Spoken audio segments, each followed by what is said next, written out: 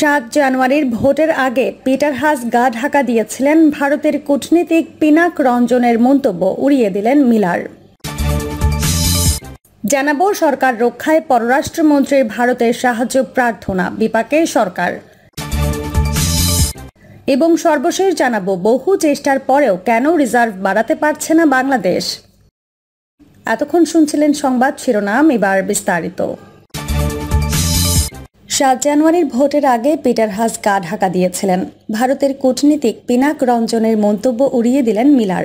বাংলাদেশে ৭ জানুয়ারির জাতীয় নির্বাচনের পূর্ব মুহূর্তে ঢাকায় নিযুক্ত যুক্তরাষ্ট্রের রাষ্ট্রদূত পিটার হাস গা ঢাকা দিয়েছিলেন। ভারতের কূটনীতিক ও ঢাকায় নিযুক্ত সাবেক ভারতীয় হাই কমিশনার পিনাক রঞ্জন চক্রবর্তীর এমন মন্তব্যকে আমলে নেয়নি স্টেট ডিপার্টমেন্ট। স্টেট ডিপার্টমেন্টের নিয়মিত ব্রিফিংয়ে রাষ্ট্রদূত পিনাক রঞ্জনের এমন মন্তব্যের বিষয়ে জানতে চাইলে মুখপাত্র ম্যাথিউ মিলার হাস্যরসের সঙ্গে বিষয়টিকে উড়িয়ে দেন এবং এ ধরনের অভিযোগ সঠিক নয় বলে উল্লেখ করেন তিনি। উল্লেখ্য ২৮ মার্চ দিল্লির থিঙ্ক ট্যাঙ্ক অবজারভার রিসার্চ ফাউন্ডেশনে নিজের বইয়ের মোড়ক উন্মোচন অনুষ্ঠানে পিনাক রঞ্জন বলেন, আমি নিশ্চিতভাবে বলতে পারি ভারতের পক্ষ থেকে তখন এই কড়া বার্তাটা যুক্তরাষ্ট্রকে শুনিয়ে দেওয়া হয়েছিল, যার পরিণতিতে ঢাকায় মার্কিন রাষ্ট্রদূত, যিনি তার কিছুদিন আগেও অমুক বিএনপি নেতাকে দাওয়াত দিয়ে বাড়িতে ডেকে আনছিলেন বা তমুক বিএনপি নেতার বাসায় গিয়ে হাজির হচ্ছিলেন, তাকে আর ভোটের সময় দেখাই গেল না। কোথায় তিনি গা ঢাকা দিলেন সেটা তিনিই জানেন।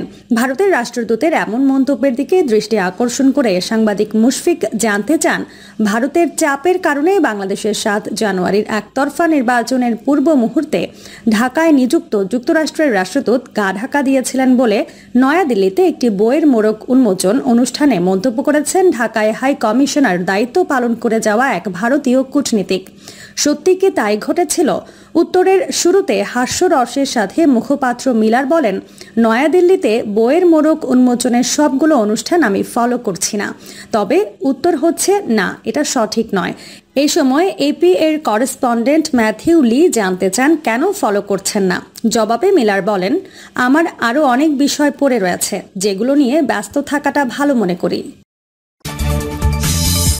সরকার রক্ষায় পররাষ্ট্রমন্ত্রীর ভারতের সাহায্য প্রার্থনা, বিপাকে সরকার। এক সপ্তাহ আগেই অন্য দেশের তুলনায় আমরা বেহেশতে আছি মন্তব্য করে তুমুল সমালোচনার মুখে পড়েছিলেন পররাষ্ট্রমন্ত্রী এ.কে আব্দুল মোমেন। গতকাল সন্ধ্যায় চট্টগ্রাম শহরের জে.এম. সেন হলে জন্মাষ্টমী উৎসবের অনুষ্ঠানে বলেন, আমি ভারতে গিয়ে বলেছি শেখ হাসিনাকে টিকিয়ে রাখতে হবে। শেখ হাসিনা আমাদের আদর্শ, তাকে টিকিয়ে রাখতে পারলে আমাদের দেশ উন্নয়নের দিকে যাবে এবং সত্যিকারের সাম্প্রদায়িকতা মুক্ত অসাম্প্রদায়িক একটা দেশ হবে। শেখ হাসিনার সরকার টিকিয়ে রাখার জন্য যা যা করা দরকার আমি ভারতবর্ষের সরকারকে সেটা করতে অনুরোধ করেছি। ভারত সফরের প্রসঙ্গ টেনে পররাষ্ট্রমন্ত্রী বলেন, আমি বলেছি আমার দেশে কিছু দুষ্ট লোক আছে, কিছু উগ্রবাদী আছে। আমাদের দেশ সারা পৃথিবী থেকে বিচ্ছিন্ন না। আপনার দেশেও যেমন দুষ্ট লোক আছে, আমাদের দেশেও আছে। কিছুদিন আগে তাদের দেশেও এক ভদ্র মহিলা কিছু কথা বলেছিলেন। আমরা সরকারের পক্ষ থেকে একটি কথাও বলিনি। বিভিন্ন দেশ কথা বলেছে, আমরা বলিনি। এ ধরনের প্রোটেকশন আমরা আপনাদের দিয়ে যাচ্ছি, সেটা আপনাদের মঙ্গলের জন্য, আমাদের মঙ্গলের জন্য। আমরা যদি একটু বলি তখন উগ্রবাদীরা আরও সোচ্চার হয়ে আরও বেশি বেশি কথা বলবে। তাতে ক্ষতিটা হবে কি? আমাদের দেশের আইন শৃঙ্খলা বিঘ্নিত হবে, স্থিতিশীলতা বিঘ্নিত হবে। পররাষ্ট্রমন্ত্রী আরও বলেন, অনেকে আমাকে ভারতের দালাল বলে, কারণ অনেক কিছু হয় আমি স্ট্রং স্টেটমেন্ট দিই না। কিন্তু আমারও একটা সাংবিধানিক এলাকা আছে, আমি তো সেটি অস্বীকার করতে পারি না। কেউ যখন আমার এলাকার লোককে বলে কীট পতঙ্গ, তখন আমি সহ্য করতে পারি না। এটা সত্যি কথা না, মিথ্যে কথা। সেজন্য আমি বলেছি ওনাদের জ্ঞানের পরিধি বাড়ানো দরকার। আমি কি কোনো ভুল করেছি? কিন্তু এটা ফুলায় ফালায় বিভিন্নভাবে বিকৃত করে আপনাদের সামনে উপস্থাপন করা হয়েছে। সনাতন ধর্মাবলম্বীদের উদ্দেশ্যে পররাষ্ট্রমন্ত্রী মোমেন বলেন, প্রধানমন্ত্রী বলেছেন, আপনারা মনে করবেন না আপনারা সংখ্যালঘু, আপনারা এদেশের নাগরিক, সমান অধিকার। সুতরাং আপনারা আপনাদের অধিকার অবশ্যই অর্জন করবেন। এ বিষয়ে আপনাদের সহযোগিতা করার জন্য আমি আছি। আমরা এমন একটি সমাজ বিনির্মাণ করতে চাই যেখানে উগ্রবাদ, জঙ্গিবাদ থাকবে না। এদিকে পররাষ্ট্রমন্ত্রী এ.কে আব্দুল মোমেনের বক্তব্য তার ব্যক্তিগত অভিমত হতে পারে বলে জানিয়েছেন আওয়ামী লীগের সাধারণ সম্পাদক ওবায়দুল কাদের। শুক্রবার রাজধানীর পলাশী মোড়ে ঐতিহাসিক কেন্দ্রীয় জন্মাষ্টমী মিছিল উদ্বোধন শেষে পররাষ্ট্রমন্ত্রীর বক্তব্য নিয়ে তিনি বলেন, আওয়ামী লীগ ক্ষমতায় টিকিয়ে থাকা ও আসার জন্য ভারতকে কখনো অনুরোধ করেনি। শেখ হাসিনার পক্ষ থেকে কাউকে দায়িত্ব দেওয়া হয়নি। এটি কারো ব্যক্তিগত অভিমত হতে পারে, এটা দল বা সরকারের বক্তব্য নয়। বাংলাদেশের জনগণই আওয়ামী লীগ সরকারের ক্ষমতার উৎস। তিনি বলেন, ভারতের সঙ্গে বাংলাদেশ কোনো বৈরী সম্পর্ক চায় না, ভারতের সঙ্গে বৈরিতা করে দেশের ক্ষতি হয়েছে। তিনি আরো বলেন, হাসিনার সরকার ক্ষমতায় আসার পর কয়েকটি বিচ্ছিন্ন ঘটনা ছাড়া কোনো সাম্প্রদায়িক হামলা হয়নি। যারা হিন্দু সম্প্রদায়ের ওপর হামলা করেছে তারা দুর্বৃত্ত। এদিকে বৈশ্বিক মন্দায় অন্যান্য দেশের তুলনায় আমরা বেহেশতে আছি।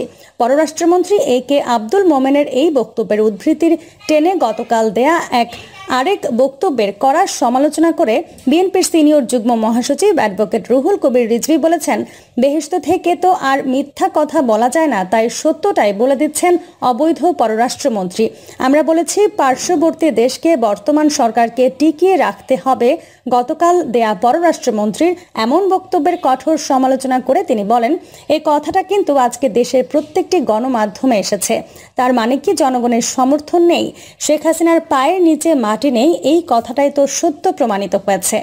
এই অবৈধ পররাষ্ট্রমন্ত্রী অনেক সময় তার অজান্তেই অনেক সত্য কথা বলে বসে।